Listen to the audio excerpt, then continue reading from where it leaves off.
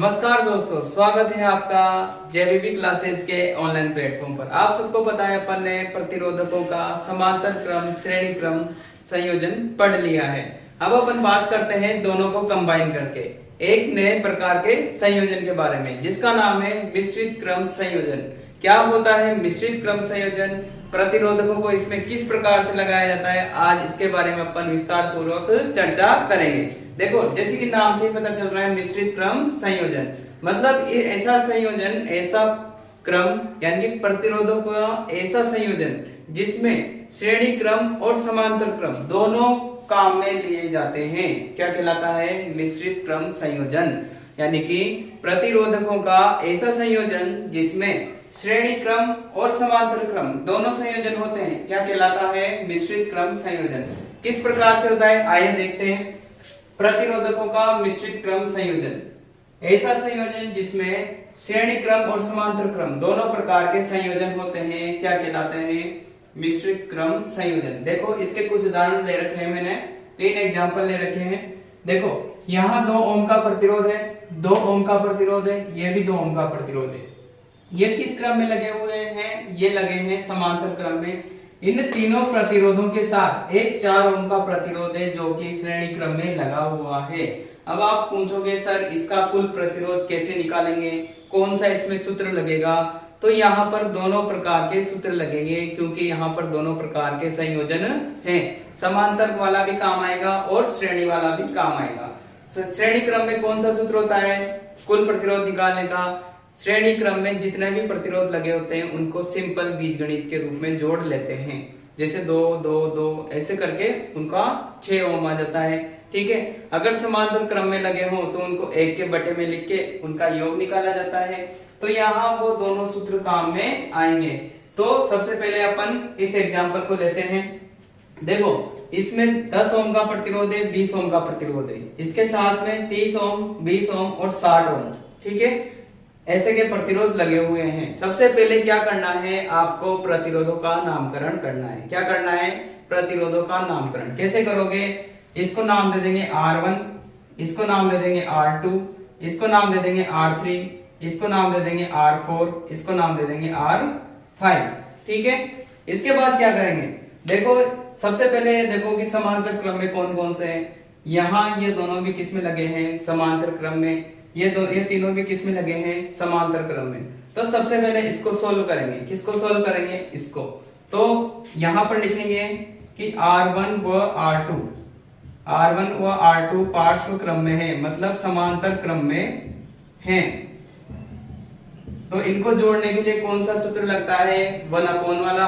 तो इसके लिए अपन मान लेते हैं इनका कुल प्रतिरोध R आ जाएगा। तो 1/R कितना आ जाएगा? 1/R1 plus 1/R2। ठीक है, अब इनके मान रखते हैं सूत्र में। 1/R1 का कितना है? 10 ओम प्लस R2 कितना है? 20 ओम। ठीक है, इनको जोड़ो। पहले क्या करेंगे? एलसीएम निकालेंगे। ठीक है ना? तो 10 और 20 का एलसीएम कितना जाएगा? 20। अब इसको सोल्व करते हैं। यहाँ 2, यहाँ 1, कितना आ गया? 3/20। अभी जो 3/20 आया, ये किसका मान है? 1/R का। तो R का मान निकालने के लिए इसको उल्टा कर देंगे। तो R का मान कितना आ गया? R का मान आ गया अपने पास 20/3 ओम। ठीक है, ये किसका मान आया अपने पास? R का मान। ये R क्या है? इन दोनों प्रतिरोधों का कुल प्रतिरोध है। ठीक है ना? अब इनका निकालते हैं। ठीक है, तो अब वही बात लिखेंगे वापस। R3, R4 व R5 कौन से क्रम में है? पार्श्व क्रम में है। कौन से क्रम में है? पार्श्व क्रम में है। तो इनको कैसे जोड़ेंगे? इनका कुल प्रतिरोध मान लेंगे R डैश है। कितना मानेंगे? R dash. तो कैसे निकालेंगे? 1/R डैश बराबर 1/R3, 1/R4, 1/R5। ठीक है, अब इनके मान रखो। 1/R3, R3 कितना है? 30 ओम है। कितना है? 30। R4 कितना है? 20। R5 कितना है? 60। फिर वही इनका क्या लेंगे? एलसीएम लेंगे और इनको जोड़ देंगे। तो एलसीएम लो, कितना आ जाएगा? 60। इनका एलसीएम आ जाएगा। फिर सोल्व करो, 2, 3 और 1। इनको जोड़ेंगे तो कितने आ जाएंगे, 6 आ जाएंगे, 6/60। 6/60 को सोल्व करेंगे तो 1/10। ठीक है, अभी किसका मान आया, 1/r' का। तो r का मान कितना जाएगा अपने पास, उसको उल्टा कर देंगे, 1/10 का उल्टा कितना हो जाएगा, 10। ये किस में आएगा, ओम में। तो अपने पास इनका कुल प्रतिरोध आ गया, इनका भी कुल प्रतिरोध आ गया। ठीक है, कितना आया, 10 ओम। अब अपन क्या करेंगे, इसका एक नया परिपथ आरेख खींचेंगे। कैसे खींचेंगे, इन दोनों को एक प्रतिरोध के रूप में लिखेंगे, इन तीनों को भी एक प्रतिरोध के रूप में लिखेंगे। कैसे, देखो, ये दोनों प्रतिरोध का एक प्रतिरोध बना दिया और इन तीनों प्रतिरोधों का भी एक प्रतिरोध मैंने बना दिया।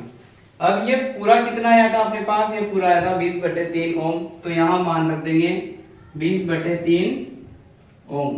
और इसका मान कितना आया था पूरे का, इसका मान आया था अपने पास 10 ओम। तो यहां लिख देंगे 10 ओम।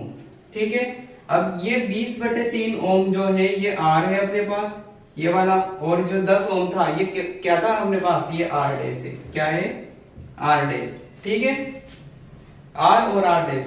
अब ये देखो आप कि आर और आर डैश किस में है, ये किस में है, समांतर क्रम में।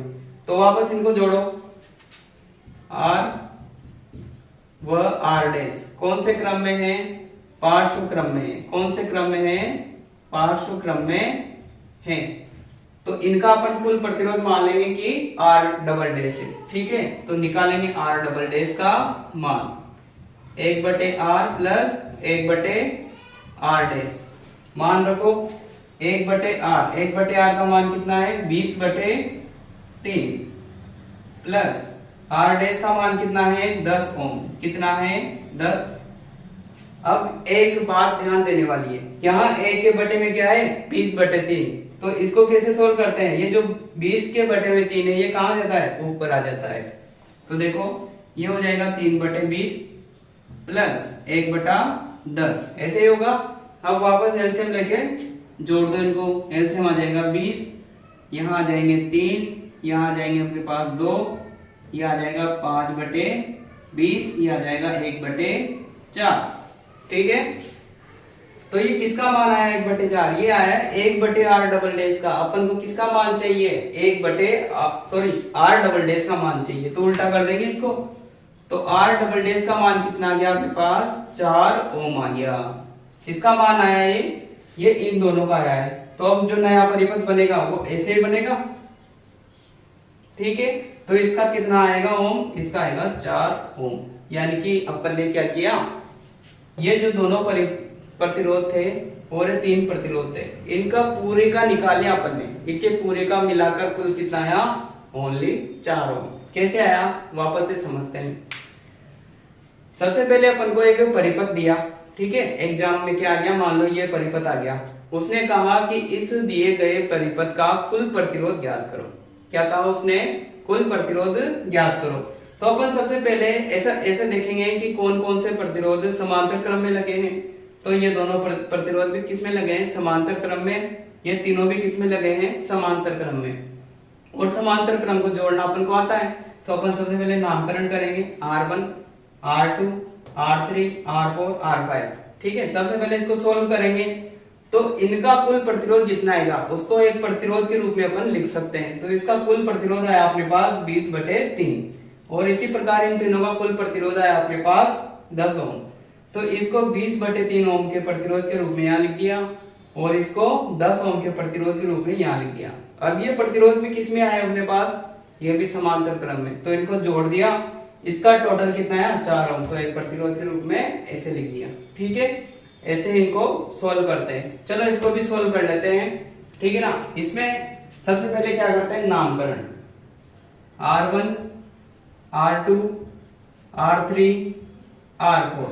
अब सबसे पहले क्या देखेंगे अपन, समांतर क्रम में। कौन कौन से समांतर क्रम में, R3 और R4। तो ये लिखेंगे कि R3 व R4 कौन से क्रम में है, पार्श्व क्रम में है। कौन से क्रम में है, पार्श्व क्रम में। और इनका कुल प्रतिरोध मान लेंगे अपन R है। तो 1/R किसके बराबर आएगा, 1/R3, 1/R4 के बराबर आएगा। ठीक है, मान रखो R3 का मान कितना है 2, R4 का मान कितना है 2।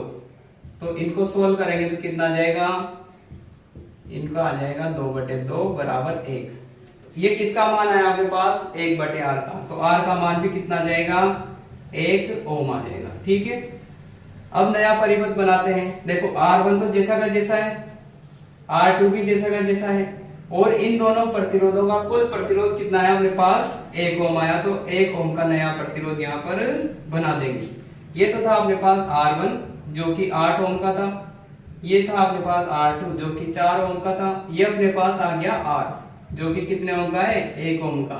अब देखो R1, R2 और R कौन से क्रम में है, श्रेणी क्रम में है, तो श्रेणी क्रम में अपन सीधे जोड़ देते हैं R1, R2 व R कौन से क्रम में है, श्रेणी क्रम में है। कौन से क्रम में है, श्रेणी क्रम में है।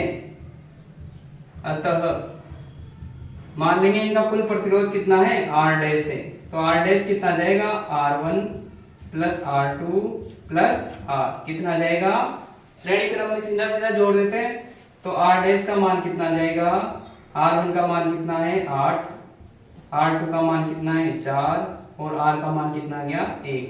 तो ये आ गया अपने पास R डैश का मान 13 ओम। कितना गया 13 ओम। तो R डैश क्या है, इन तीनों का योग है। इसका मतलब ये जो 4 प्रतिरोध लगा रखे थे, इनका अगर एक प्रतिरोध के रूप में इसको दर्शाया जाए तो ये प्रतिरोध आएगा R डैश बराबर 13 ओम का। ठीक है, तो इनका कुल प्रतिरोध कितना आ गया 13 ओम। इसी प्रकार आप लोग इसको सोल्व कर सकते हैं। ठीक है, समझ में आया होगा। ये है मिश्रित क्रम। इसको कैसे सोल्व करेंगे, ये किस में लगे हुए हैं, समांतर क्रम में। किस में लगे हुए हैं, समांतर क्रम में। जब इनको समांतर क्रम में जोड़ेंगे तो उसका एक कुल प्रतिरोध आएगा, उसको फिर यहाँ लगाएंगे और वो दोनों किस में आ जाएंगे, श्रेणी क्रम में। फिर उनको सीधा सीधा जोड़ देंगे। तो इस प्रकार प्रतिरोधों के मिश्रित क्रम संयोजन का कुल प्रतिरोध ज्ञात किया जाता है। आई होप आप सबको समझ में आया होगा। अगर फिर भी आपको कोई डाउट है तो आप कमेंट बॉक्स में जरूर बताएं। Thank you.